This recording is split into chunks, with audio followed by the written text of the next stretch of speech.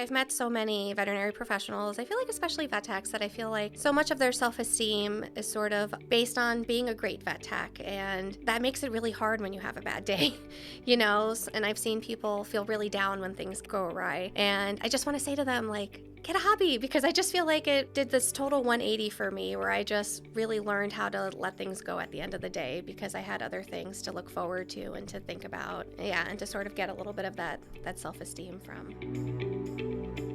Hey, VetFolio Voice listeners, so happy to have you here, that you've tuned in. This episode features our very own certified veterinary technician, Sam Sacasa. She was in town for the day while we were filming more of our educational micro-learnings that we absolutely love putting together for you. And since Sam and I live in different parts of the state, we don't often get to be in the same room. So we figured if we were there together, it was the perfect time to sit down and create an episode. Some of this episode is a little bit of us just catching up and talking about life as veterinary professionals and working parents, and how we both navigate life and our careers while trying to hold on to the parts of ourselves that make up our identity outside of veterinary medicine. And we also got some time to talk about how some of the VetFolio content comes together and how much we enjoy creating it so people can use it to learn and to grow in their careers. And kind of in that same vein, I always say this at the end of every episode if you listen all the way to the end, but I want to take a moment to reiterate it here, because it kind of occurred to me as we were talking about creating these micro-learnings and how much we enjoy doing it, that if there's something you want to hear from us, if there's a type of content you'd like to see or an educational video or something like that, please do not ever hesitate to reach out. We want to hear from you. We want to know, what sorts of content you're looking for, what procedures, what disease states, what medications, things like that. So again, I say this at the end, but I'm going to reiterate it here. You can email me at dvm@vetfolio.com, or we can connect on Facebook or Instagram at Dr. Cassie DVM. If you've got some ideas, absolutely send them my way. We'll get them done. Sam's experience, my experience in the field are just two perspectives, and there's a huge community of veterinary professionals out there, all with different lived experiences and challenges. So hearing from you helps us keep VetFolio content meaningful and relevant for everyone. Let me tell you about Sam, and then let's talk about it a little bit more. Samantha Sacasa obtained her bachelor's degree in education from the University of South Florida in 2008 and her associate's degree in veterinary technology from Hillsborough Community College in 2013. Since becoming a certified veterinary technician, Sam has gained experience in emergency medicine, general practice, shelter medicine, and her personal favorite, wildlife conservation. She's also taught as an adjunct instructor at her alma mater, Hillsborough Community College. Sam's professional interests include continuing education for veterinary professionals, no surprise there, fostering the human-animal bond, and improving workplace wellness. In general, she's passionate about improving the lives of animals and elevating veterinary medicine through education. Sam is honored to be a part of the VetFolio team, where she hopes her knowledge in veterinary medicine and her experience in education will aid her in impacting the profession in positive ways. In her spare time, Sam loves traveling and enjoys the outdoors with her husband and 2 kids. She also has 2 dogs and 2 cockatiels, all of whom bring her tremendous joy. Let's go ahead and get into our episode. Are you passionate about animals and love helping people? In the fast-paced world of veterinary medicine, exceptional client communication is just as important as quality pet care. As a customer service representative, you're the heartbeat of the practice, the first and last person clients see. You provide comfort, support, and trust in every interaction. This course is designed just for you. It's interactive and practical, featuring real-world in-clinic video scenarios, engaging knowledge checks, and printable resources to give you the tools, confidence, and strategies to handle any challenge and elevate the client experience. Register today for the Certified Veterinary Client Service Representative course on vetfolio.com.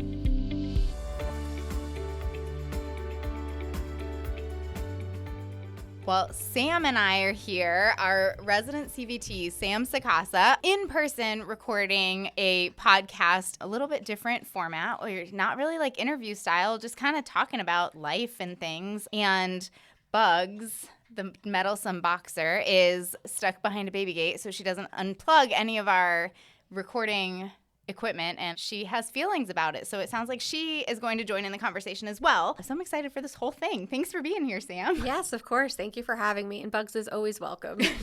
That's good because she doesn't seem to want to be quiet over there. So she wants to be included. Yeah, a little background noise. She's going to cheer us on. This kind of came together last minute. I don't think we really put together much of a plan of what to talk about or anything. So yeah, I feel like we're just kind of sitting down to talk about life and life as a veterinary professional. So how's life? Life is good. I feel like the more years I put in, the better I get at achieving work-life balance. And that's been a really good feeling. The more practice we get at life, the better we get at life. Yeah, sometimes. Exactly. I know, hopefully. Yes, yeah. No, I would agree with that. I mean, I know boundaries are something that I've continued to struggle with, but also as time goes on, like you're saying, I've begun to appreciate how important they are outside of just my own personal well-being. I mean, in order to like accomplish my goals and show up for the people around me and all these other things, they're so important. So I agree, kind of as time goes on, have more life experiences and things that happen, I do feel like I'm getting a little bit better at maybe not finding the balance, maybe the intentionality in creating that balance. Yeah, the intentionality is so important. And you're right, boundaries are really important. And I think that sometimes in our profession, it's a little hard to set them maybe right at specific moments. But as long as you're intentional with advocating for yourself that the boundaries come. There are times where an animal does need you. And there are times that I have stayed later than I wanted to because you just feel like the intense responsibility of the role that we have. And I think in those moments, it's okay. You don't have to beat yourself up if you didn't advocate for yourself that day. But I think as long as in the long run, you're advocating for yourself and you're noticing patterns and you're addressing those patterns, that you're rocking setting boundaries. And I love that you said that because I think that's such a big part of it. It is the intentionality behind it of that doesn't mean that, it's going to be, no, I'm leaving at 6 o'clock every day. Right. Regardless, like you said, sometimes we have those cases that just, they tug at our heartstrings or, we had an unexpected emergency come in and things happen. And we want to be there for these animals. We want to be there for their owners and show up and be the compassionate individuals that we set out to be in this profession. And so I think that's okay. Exactly like you said, some days are just going to be long and we're going to give more than other days. But to your point, recognizing those patterns, if that's happening every day, then you're not going to be able to show up the rest of the time, because that's where burnout and compassion fatigue and all this other stuff starts to come from. So yes, like it's not setting this firm boundary of this is how it's going to be and it's going to be this way every day. It's more making intentional choices of, like you said, yes, I want to go home, but this animal needs me right now and I'm going to make the choice to stay tonight. But I'm not going to make the choice to say like, oh yeah, whatever anybody needs at any time, I'm going to be the person who stays late and goes way above and beyond every single time, because that is probably not sustainable in the long run. Yeah, absolutely. I agree with that. I was talking to another doctor actually this week, and we're both moms of young kids. Hers are a little bit younger than mine, and we were talking about the importance of making sure that there are some parts of our lives that we are doing for ourselves as moms, rather than giving as doctors and as moms and, as partners, whatever our roles may be, but making sure that it's okay for us to do things just for ourselves from time to time, even though that time can be very small sometimes.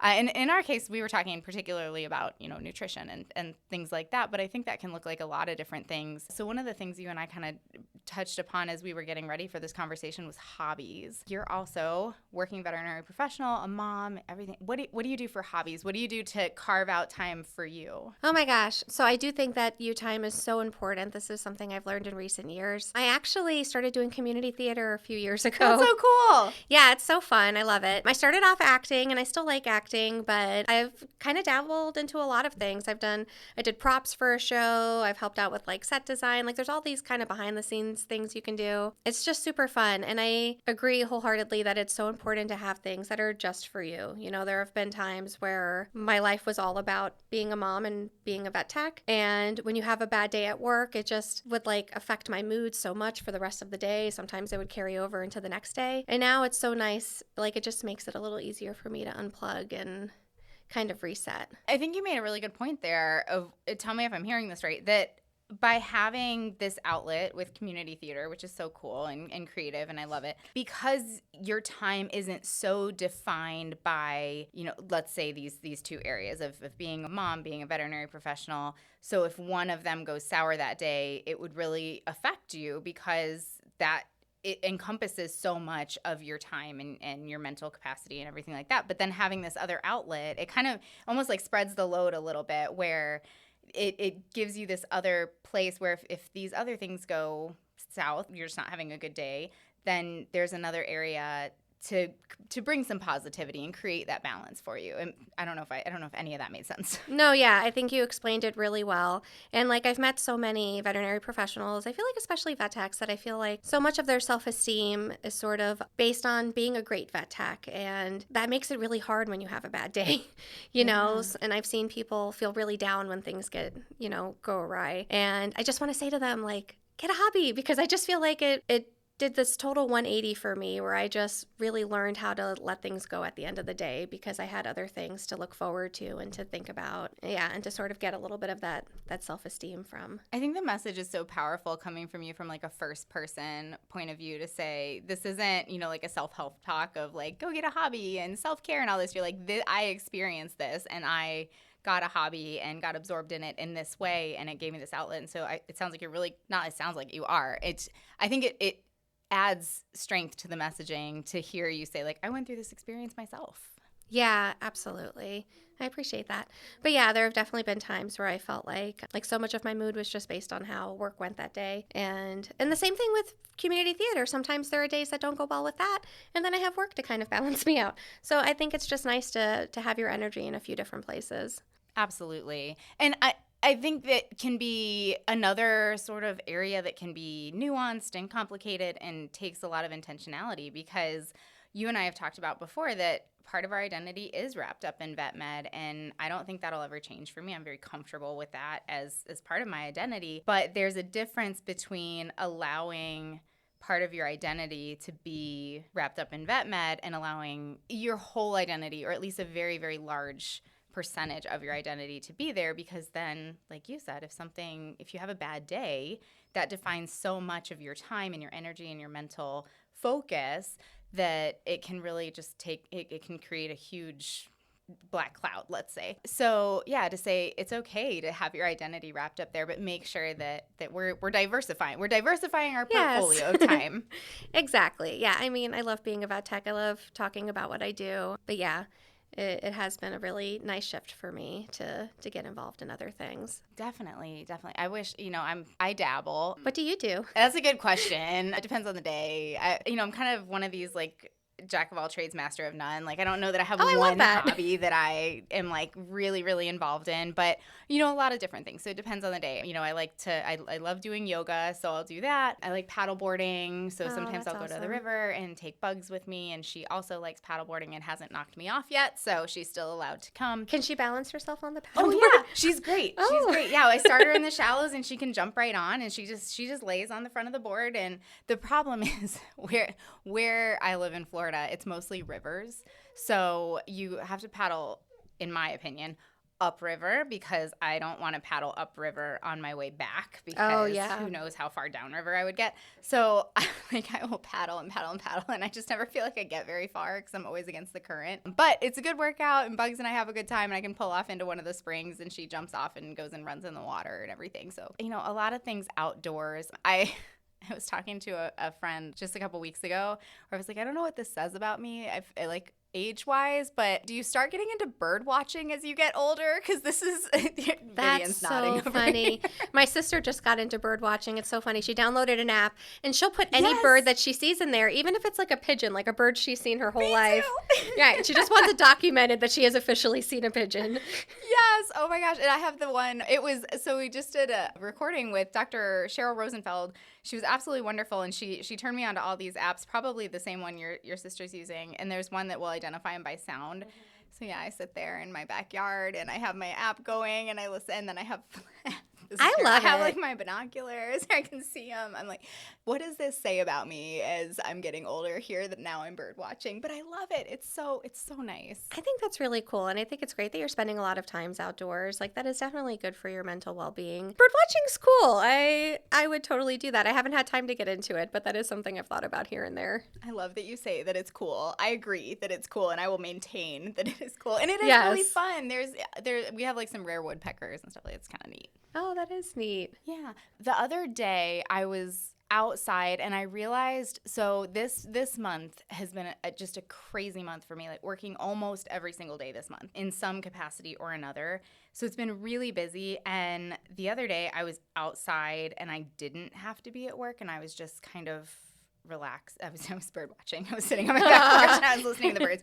And it really occurred to me what a difference like that time outside made. And experiencing it made me go, oh, I haven't had any time to do this month. And it shows. Like I was feeling it. And so I think that goes back to the intentionality of saying, okay, I'm getting, spun up and stressed out and all of these things. I know that when I go spend time outside, it changes my mood, it changes my mental state. So intentionally saying, I'm tired. I really would rather just like lay on my couch and watch a movie. But I know if I go outside and do something like paddleboarding or bird watch, whatever it is, that my mood will change. So even when there's not a lot of time for those hobbies and you're exhausted and like I'd rather just like veg, and which is okay to do sometimes too. But I guess understanding how that's going to affect you. Is it a time to just kind of like lay on the couch and watch a movie, or will diving into one of those hobbies give you a little bit more feedback, a little bit more fulfillment in that moment? Yeah, I think that's a great point. I'm a little bit of a homebody, so I do have to force myself sometimes. But I will. Like, I'll say, okay, I laid in bed all morning. Like, I'm going to, take my kids to the park. Or, we have, like, zoo and aquarium passes and all these things that we can kind of putsy around and do. So I will do that because I do think it's really important. I don't think there's anything wrong with being a homebody. I am too. Sometimes I'm like, I will do something, but I will not leave this house. So I'll go sit in my backyard and do something. I've just put a hammock out there, which I haven't gotten to use yet. I'm very excited one of these days. But even if it's not going, because same in Gainesville, we have a lot of options of things to do. So even if it's not one of those things, maybe just, okay, let me just do yoga for a half an hour. And then I can go back to, then if I still want to like lay on the couch and watch a movie, then I will. And I don't think there's anything wrong with any of the choices that we just listed out. I just think it comes down to paying attention to where you're at and what you're feeling and making a choice, and rather than letting things sort of happen to us, I guess, and say like, oh, today was just a waste of a day. Like I've certainly had my like, no, I'm just gonna lay on the couch today, but I did that on purpose, and that's not a waste of a day. Like I made the choice that was what I was gonna do today. Sometimes we need it. Yeah, sometimes we need it and sometimes we deserve it. Right. But yeah, I agree. Like you said, not just kind of letting things happen to you, but making those intentional decisions. And yeah, there are just so many ways that a person can occupy their time. Like I really like creative outlets. Since I started doing theater, I also got a little bit into painting and writing and things like that.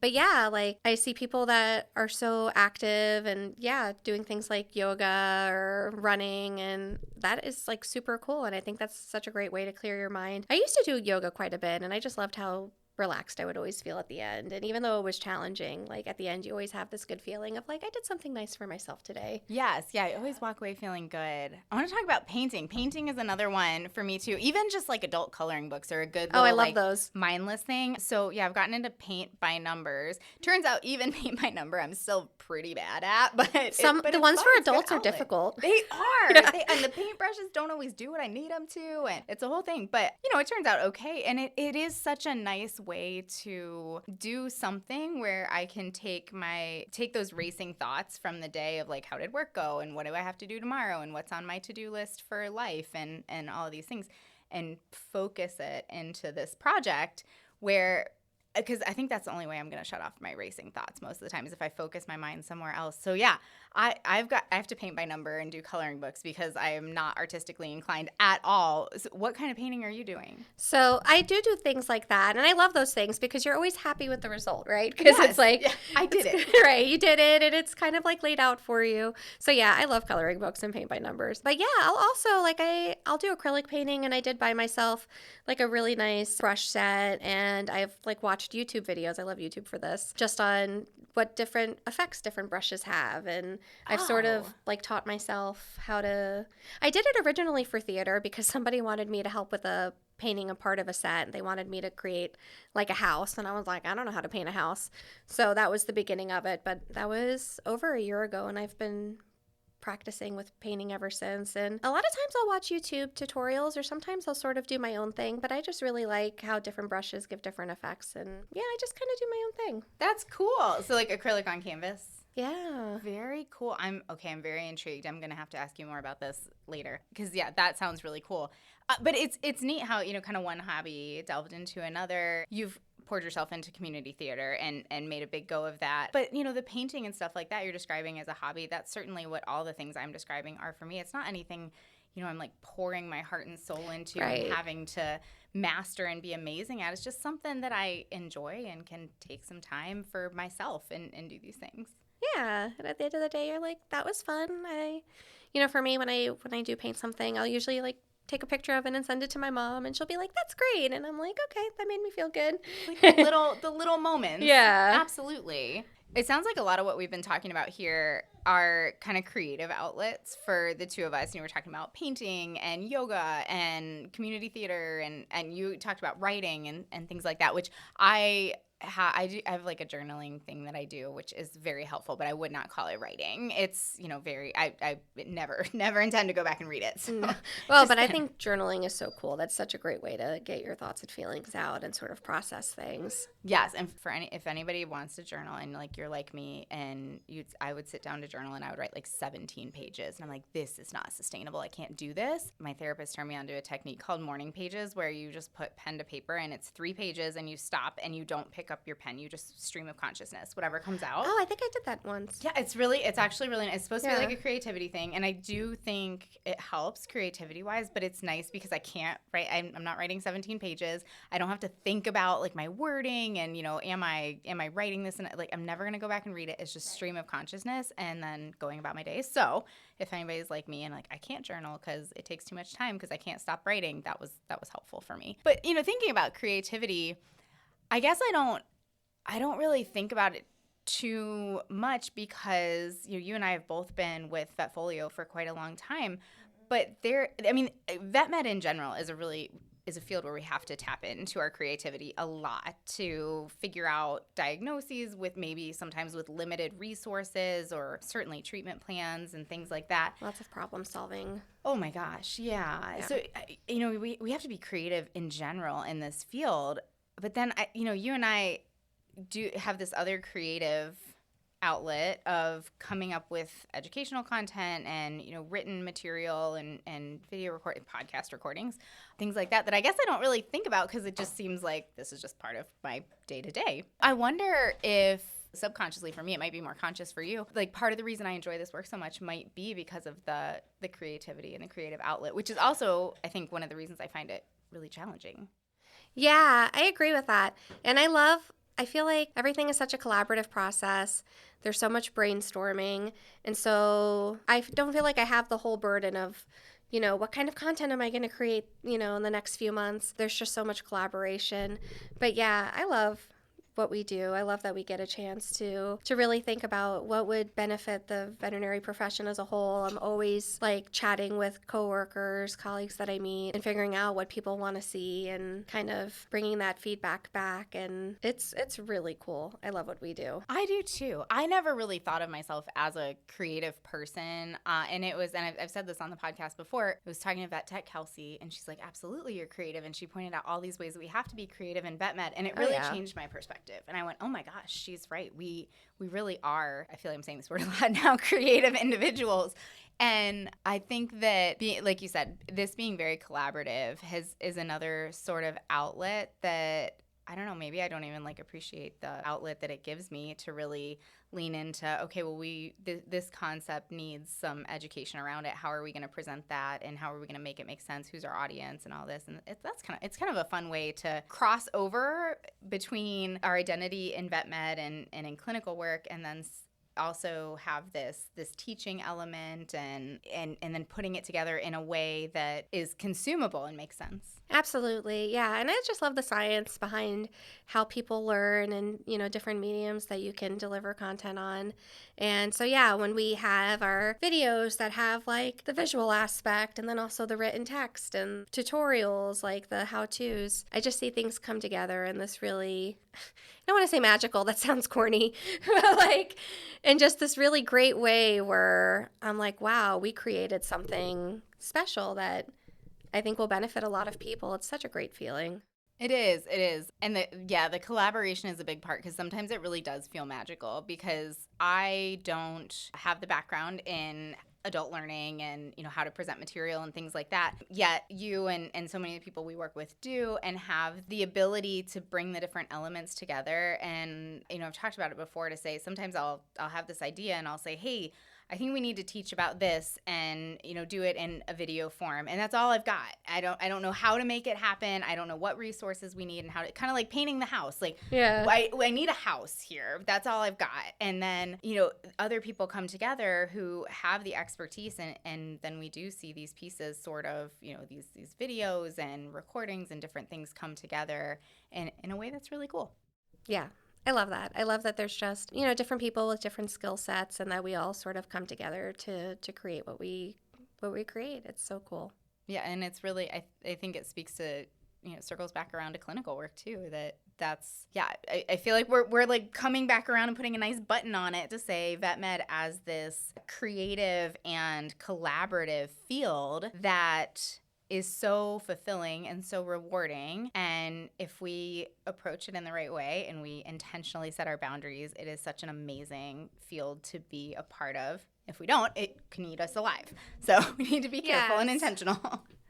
Yeah, I mean, like I mentioned earlier, like sometimes the stakes are really high with what we're doing. And so I do think that encourages us to really be like these great problem solvers and critical thinkers. It makes us really good at what we do. Absolutely. Well, Sam, it's always fun to talk to you. I always enjoy our conversations, and this is extra fun because we get to have it in person, and Bugs is trying to break down the baby gate and be a part of it for all she's worth. She wants her mama. I think she just wants to be in the middle of everything. I would love to say, oh, she just wants to be near me. No, she just wants to be the center of attention, but at least she's cute. I looked over at one point, like her head was like poked up over the desk. I'm like, what are you doing? But thank you for joining me. This has been a lot of fun. Thank you so much for having me, Cassie. Well, Sam, I'm so glad we got to sit down together. It was so nice to be able to chat with you face to face and sit down in the podcast studio and have this conversation. Thank you to everyone who tuned in. I really hope you enjoyed the conversation. And again, please send your ideas our way. Absolutely, we want to hear from you about if you enjoyed this episode and other types of content you want to hear from us. So email me at dvm@vetfolio.com. You can also find me on Facebook or Instagram at Dr. Cassie DVM. If you did enjoy this episode, please leave us a 5-star review wherever you get your podcast to help other veterinary professionals like you find this and other great content we try to put out there. I'm so used to saying those in the opposite order, but I think we got all the information out there. So I will leave you all with the ever important reminder that if one animal is better off because of you today, it's a great day.